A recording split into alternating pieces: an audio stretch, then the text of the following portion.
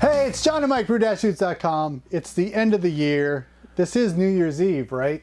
My goodness. Yep. And we're saying goodbye to 2020 with a bunch of aged stouts. I can talk about mine. These are both stouts that are either almost 3 years old, maybe 2.5 for you. Mm-hmm. And that's the wonderful thing about homebrewing is you can brew these big beers, stow them away somewhere where you kind of forget about them, and then on special occasions, or as we say here at the old These Brew Dudes facilities, celebrate them now. You never know when there should be a time to celebrate. Now, Mike's calls his the Watch Out Stout, which we have had on the program before. Mine is the keep your eyes closed and just drink it stout. I'm just making that up right now.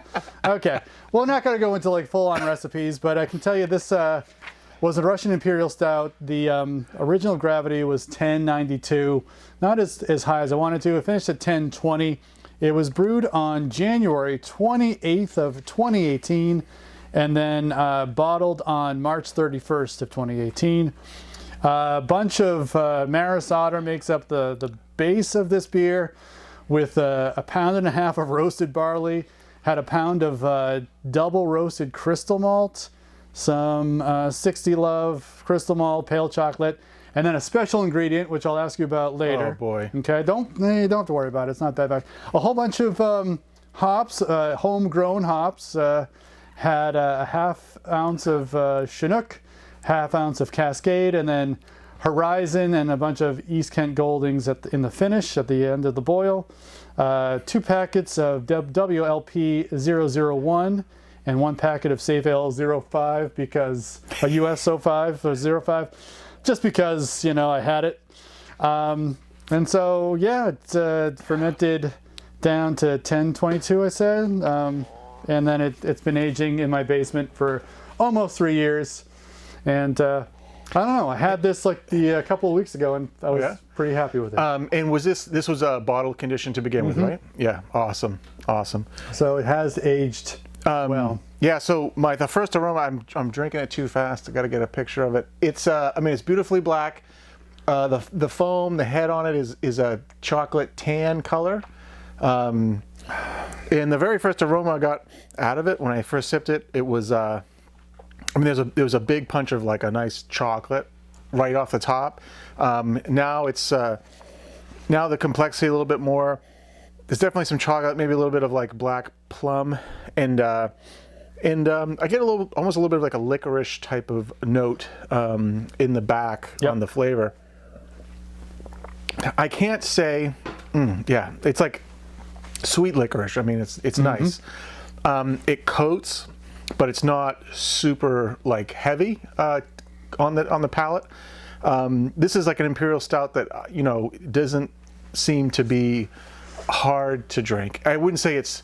I wouldn't say I'm going to put 3 of these pints down, but it's really enjoyable. Like Old Rasputin is a great tasting beer, but for me it's like hard to work through that beer. It's not. This is easy to work through and sip it down. I mean, I've already ground through half of it, so it's pretty good. The only other thing I'll say is being almost 3 years, it's I wouldn't say I'm getting like any of the hop character, right? No. Like of all the hops you put in there, I mean, I'm not getting any of it. There is a bitterness, but with all that black malt, that dark malt as well, it's like a wash for whether I'm not getting black malt or if I'm getting any hop character. Yeah. But I don't care about that. I mean, there's a little bit of an ester ethanol note on the aroma, but when you swallow it and drink it, it's not. There's no heat, so it was super clean fermentation, and it's held up in the bottle really nice. As much as kegging is like super easy, to me, there's always been something about bottle conditioned beers that. Maybe just because of home brewing, but I've just always felt that bottle conditioned beers are always better than any beer I ever put in a keg. That's just me, but especially for a style like this. Too bad you can't close transfer those bottled beers. Too bad. Okay, I'll tell you what the special ingredient is. Yeah. This might be where you're getting the licorice, but I was vacationing down the Cape Cod, and I was in a general store, and and they had a bottle of Dave's coffee syrup. I hate this beer. So wow. We threw in a bottle of Dave's coffee syrup. So yeah, know what? You know what? Some coffee flavors I found. That maybe that astringent licorice thing might be coming from that coffee syrup. It's super enjoyable. Did I drink this before? I had to have had this before, right? Yeah, you had, but it was younger. This is nice. Yeah. This is really nice. Let's just skip this one. This one. Sure? Let's have more of this. All right. No. Well, I do have a little bit more of it. All right. Yeah, I was going to say the notes I got, the roast character with the 1.5 pounds of roasted barley. It comes through. It's not harsh, but it definitely that is the strong note that I get in the flavor. Yeah. And then the dark fruit, which you brought up, and then what I thought was a coffee note, that licorice thing that you got going on. Yeah. That's the other one. Yeah. I brewed another Russian Imperial Stout. I posted my starting gravity on Instagram.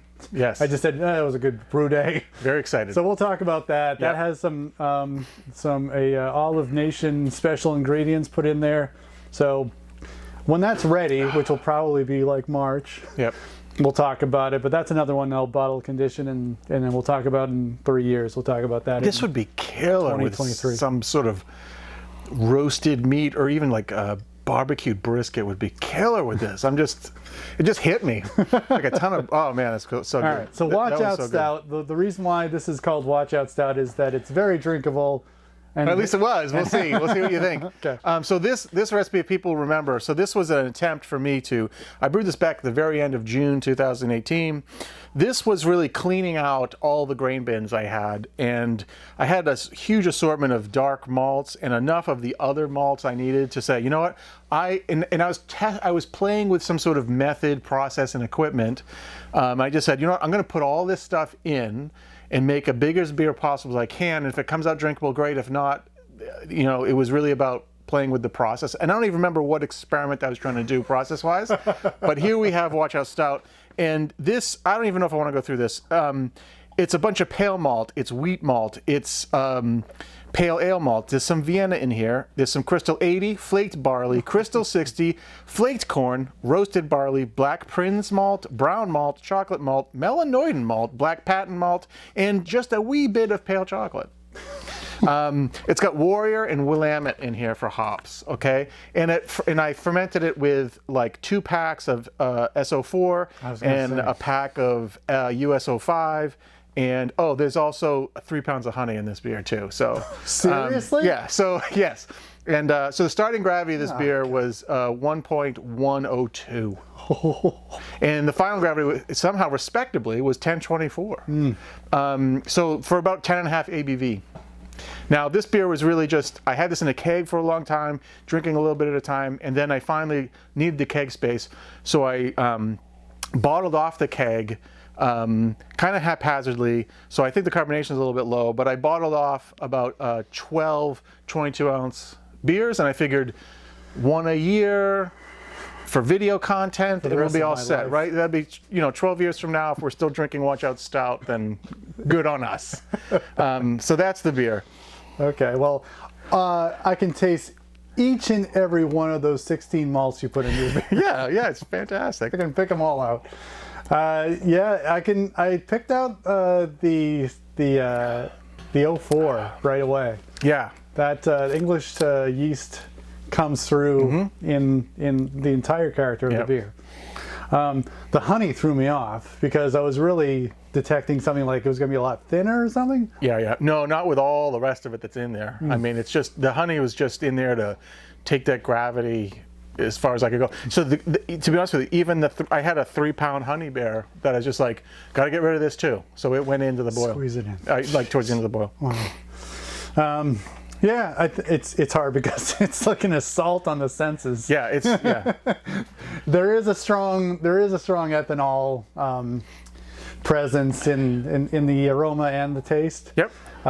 It's a sweet ethanol. Yeah, it's not it's not hot. That's true. So that's solventy. No. In my opinion. Yes. No, it's not. It's not. There's a little bit of a breath on it. Yeah, a little bit. Yeah. But the roast caramel notes in the aroma, and then the flavor is just. I get a lot of like, it's a different dark fruit than my beer. Yeah, yeah. I get a lot more candied. Yeah. Candied raisins. In the roast malt, just the rawness of the roast malt is more prevalent than it is in your beer. Your beer, it's all sort of harmonized a little bit more, which is really weird because in this beer with so many ingredients, usually, I usually try to keep my recipes to like 5 ingredients. This is 15, 16 ingredients. Usually when you do that, you just get this muddy, nondescript, whatever, but there's still a couple interesting notes in there that are pretty strong, and it really is that dark roasted thing, and it's lingering in my mouth too. We'll see what more age on this does to it as far as smelling some of that out, but it is not bad. Like, I'm happy to have this in a 22-ounce bottle where I would pour out, say, several, at like a New Year's Eve party or something, as we've done in the past. This is the type of thing, these beers are the types of beers that I prefer to crack open with 2 dudes in a video, or with like 8 people at a New Year's party and be like, hey, here's 2 ounces, here's 2 ounces, here's 2 ounces. Yeah. And everybody sips on it and go, oh, that's really cool. And then they don't drink enough of it to be like totally offended by it. They go, wow, that was really interesting, right? And that's what homebrewing is all about. That was interesting. Yeah, try not to offend. Yeah. Yes. Yeah, well, we're not going to have that kind of New Year's Eve this time around. That's for this sure. is it right here. So it's the 2 dudes in the base or the garage at this point. But there's you always talk about your biscuity notes too. It's there. Oh yeah. It's there. Yeah. Crackers, all there. Yeah. So it's interesting. Such a big melange of ingredients. Yeah, well, this was basically, I have all these malts. Yeah. I need to clear them out. I get them out of here. I'm going to use them. And you did. Exactly. In this Normally I have no problem just throwing that stuff out, but this time I was like, screw it. We're going to use them. That's great. Awesome. Cool. Well, if you're new to this channel because you got a homebrew kit for Christmas, we do this kind of thing every week, and we're just 2 dudes who have homebrewed for a while, and for whatever reason we decide to share our experience and put it up on the internet. But we're just here to share the love, because this hobby is kind of a bit of a practice, and I feel like if I get good at homebrewing, gee, maybe I can get good at other things in my life. Probably not. Still working. Still working. Still working at it, but that's the whole thing about homebrewing. It's like, you get science, you got art, you got math, you got chemistry, and in the end, you've got beer. There we go. That's, you're using a whole bunch of different skills for your brain to kind of try to comprehend and tackle and challenge yourself, and in the end you still have some great beverage to enjoy with yourself or your friends, whoever they may be. So check us out every week. We're These Brew Dudes. We put something up, so if you like that kind of thing, subscribe to our channel, like this video if you're all about brewing beers for not now but for later, for aging them, so like big stouts or whatever they are, because that's certainly something we like to do. And check us every week, because we're here to share the knowledge. For John and Mike, brew-dudes.com, brew on. Cheers.